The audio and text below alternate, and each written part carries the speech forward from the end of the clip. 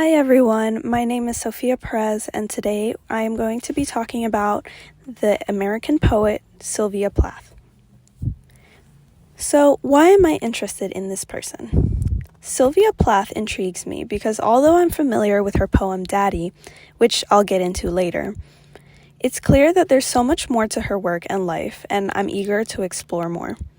Daddy has already given me a glimpse into her abilities to convey powerful emotions through vivid, sometimes unsettling imagery, and it's made me curious about how these themes play out in other poems and writings. I'm really interested in learning more about her life, especially how her personal experiences, her struggles with mental health, her relationships, and the social pressures she faced shaped her voice as a poet. There's a depth and intensity to her writing that I find both haunting and compelling, and it drives me to discover how she lived her experiences and how that influenced her art. By delving deeper into her other works, I hope to gain a better understanding of how Sylvia Plath used poetry as a form of self-expression and as a way to grapple with the complexities of her own life. This journey of discovery feels like a way to connect more deeply with her as a person and as a poet. Some questions I looked to answer in my research were, in what ways was Sylvia's poetry influential? Is there a main theme to her poetry? How did her life experiences impact her work? And what other works did she write? Here is some information about her location, her ethnicity, and more details about her as a person. Sylvia Plath was born on October 27, 1932, in Boston, Massachusetts, to Otto and Aurelia Plath. Her father was a German-born professor of biology with a focus on entomology, and her mother was of Austrian descent, contributing to Sylvia's rich cultural background. But she was white and she was American. More information about Sylvia's life. The early death of her father when she was just 8 years old was a profound loss that deeply impacted her and shaped much of her emotional landscape. Plath was a bright and curious child, excelling academically from a young age, and displayed a remarkable talent for writing even as a young child. Her upbringing in a household that highly valued education and intellectual achievement laid the foundation for her future literary pursuits. Plath's educational journey led her to Smith College, where she distinguished herself as an outstanding student. Although this period of her life was also marked by the emergence of severe depression that would follow her throughout her life. Despite her external success, she struggled with intense pressure to meet both her own high standards and the expectations of those around her. This internal conflict led to mental health crisis during her college years, and this resulted in a suicide attempt that became a pivotal moment in her life. Following her recovery mentally, she continued her education and was awarded a prestigious Fulbright scholarship to study at the University of Cambridge in England. It was in Cambridge that she met Ted Hughes, another fellow poet, and then the two became one of the most notable literary couples of their time. Throughout her life, Plath navigated the roles of a wife, mother, and writer, often feeling the strain of balancing these identities in a society that placed conflicting demands on women. Her marriage to Hughes, while professionally enriching, was also filled with emotional turmoil, and that contributed to her ongoing struggles with mental health. Despite these challenges, Plath remained fiercely dedicated to her craft, channeling her personal experiences into her writing in a way that was deeply reflective on her inner world. Plath's life ended on February 11th, 1963, when she took her own life at age 30. Her death marked the conclusion of a life that was really brilliant as it was troubled, but her legacy has only grown in the years since. Important works: The Bell Jar. One of Sylvia Plath's most important works is her novel, The Bell Jar. The book tells the story of Esther Greenwood, a woman who seems to have everything going for her in life, but is struggling with intense pressure and depression. Set in the 1950s, the novel shows Esther's decline to mental illness, and it showed how she feels trapped and disconnected from the world around her. The title, The Bell Jar, symbolizes its suffocation, where Esther feels like she's living under a glass dome, cut off from everyone else. Plath's writing is powerful and often unsettling.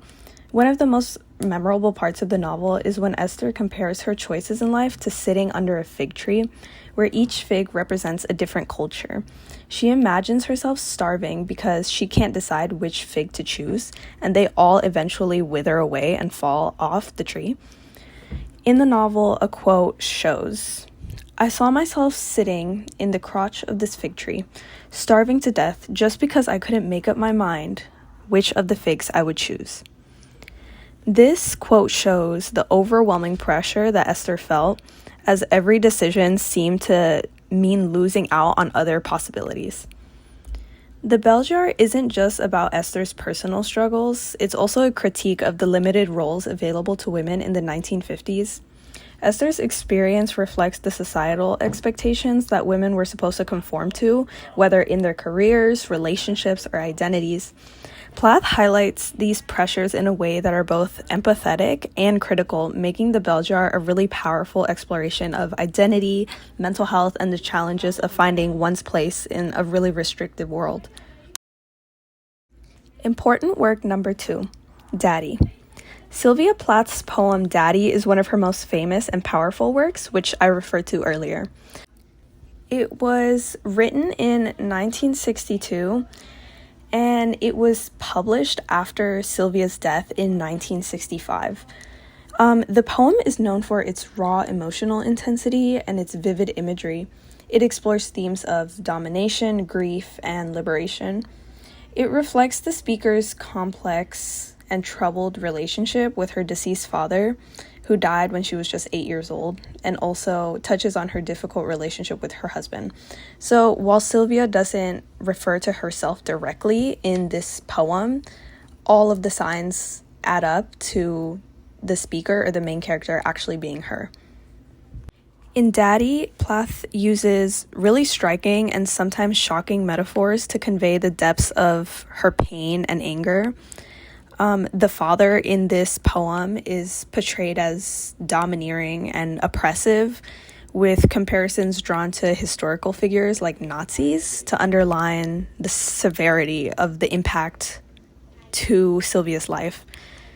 The powerful imagery shows Sylvia's sense of being trapped and controlled by the memory of her father. And Sylvia also talked about her strained relationship with her husband and drew parallels between him and her father to explore themes of power and control. Sylvia's journey towards self-liberation is shown through dramatic and symbolic language, suggesting the desire to break free from the constraints imposed by her husband and her father. In the final lines of the poem, where Sylvia declares a symbolic act of killing her father and husband, reflect a dramatic attempt to overcome these oppressive influences. Overall, Daddy is really notable for its high emotional depth and its ability to transform personal suffering into an art that resonates on a personal and universal level. Plath's use of intense imagery and kind of a confessional style makes this poem a powerful exploration of personal trauma and the quest for personal autonomy. So, what's so interesting and remarkable about Sylvia and her work? Well, Sylvia's work stands out due to its deep emotional resonance and innovative literary techniques. What's particularly remarkable about her writing is how she translates her personal struggles into compelling and powerful art. Her experiences with mental illness and societal pressures of the 1950s are really vividly portrayed in her novel, The Bell Jar, and it makes her writing style very modern. Plath's confessional style also allows her to dive deeper into complex emotions with a really raw and authentic voice, making her work personal and relatable. Her use of metaphors and symbolism, such as in the poem Daddy, add multiple layers of meaning and intensity to her writing. This ability to blend profound personal insight with creative literary techniques is not only making her work engaging, but it establishes her as a significant and influential figure in modern literature. Sylvia's exploration of identity, mental health, and societal expectations continue to resonate with readers, including myself. What have others said about Sylvia? Sylvia Plath has often received a wide range of opinions from critics and scholars, both positive and negative. On the positive side, she's often praised for her ability to express deep emotional and psychological experiences with great clarity. Critics admire her confessional style, which lets her explore personal and painful topics with raw honesty. Her novel, The Bell Jar, is frequently noted for her innovative use of language and powerful imagery. Many people appreciate how her work talks about important themes like mental illness, identity, and expectations placed on women, making her writing really engaging and relatable. However, Plath has also faced criticism. Some critics feel that her confessional style can sometimes be too intense or self-focused, and that the personal nature of her work might overshadow its literary qualities.